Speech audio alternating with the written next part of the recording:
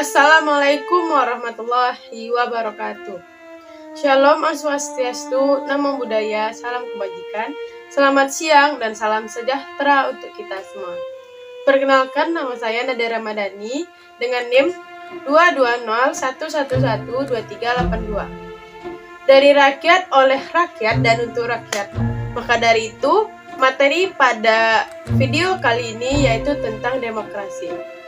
Nah, jika selama ini kalian mengira bahwasanya demokrasi di Indonesia itu belum sepenuhnya full atau belum sepenuhnya baik, maka gimana kalau kita membandingkan antara demokrasi di Indonesia dengan demokrasi di negara lain seperti negara Swiss?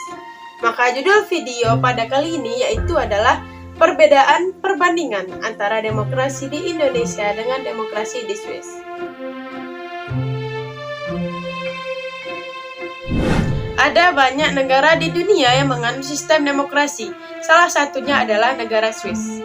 Perbedaan antara demokrasi di Indonesia dengan demokrasi di negara Swiss dapat kita lihat dari yang pertama itu sistem pemerintahannya.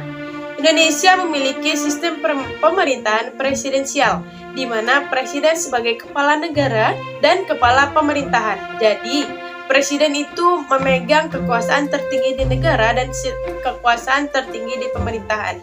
Negara harus tunduk pada presiden dan pemerintahan harus tunduk kepada presiden Indonesia juga. Dan saat ini di periode 2023, presiden Indonesia adalah Bapak Insinyur Haji Joko Widodo. Jadi, Bapak Jokowi ini bisa memiliki kekuasaan yang tertinggi antara Indonesia, negara Indonesia, dan pemerintahan Indonesia itu sendiri. Sedangkan di Swiss, negara Swiss memiliki sistem pemerintahan parlementer, di mana kepala negaranya adalah Presiden Swiss dan kekuasaan eksekutifnya dipegang oleh Dewan Federal yang dipimpin oleh seorang presiden. Perbedaan keduanya kita bisa lihat dari sistem politiknya. Indonesia dan Swiss adalah negara demokrasi dengan sistem politiknya multipartai, tetapi ada perbedaan antara multipartai Indonesia dengan negara Swiss. Di Indonesia sendiri, multipartai didefinisikan sebagai partai yang dapat memperoleh kursi di parlemen melalui pemilu. Sedangkan di Swiss, multipartainya dengan sistem politik federal yang memungkinkan partai-partai lokal dan regional memainkan peran yang signifikan yang nampak dalam proses politik. Perbedaan yang ketiga kita bisa lihat dari partisipasi politiknya. Indonesia memiliki tingkat partisipasi politik yang tinggi dengan angka partisipasi dalam pemilihan umumnya tinggi dan adanya partisipasi aktif masyarakat dalam kegiatan politik. Masyarakat dilibatkan dalam kegiatan politik sehingga partisipasi politik di Indonesia adalah termasuk dalam kategori tinggi. Kemudian di Swiss, partisipasi politik dianggap sebagai bagian penting dan budaya politik serta masyarakat Swiss sering mengambil bagian dalam referendum dan inisiatif rakyat. Sama-sama mengambil partisipasi politik antara Swiss dan Indonesia. Perbedaan keempat kita dapat lihat dari kebebasan persnya.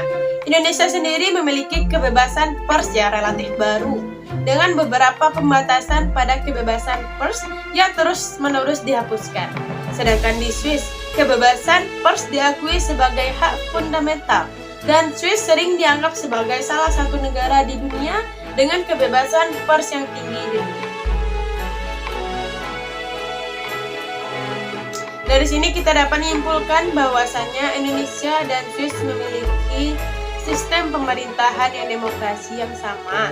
Meskipun begitu, Indonesia dan Swiss memiliki perbedaan yang signifikan. Kita dapat melihatnya tadi yang dimulai dari sistem pemerintahannya, sistem politik dan partisipasi politik serta kebebasan persnya.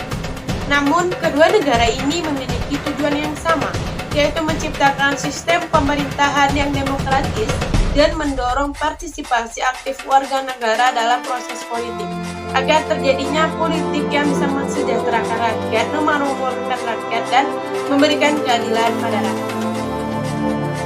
Nah, materi ini menutup pada video kali ini. Saya Nadia Ramadhani, mohon undur diri. Mohon maaf apabila ada kesalahan.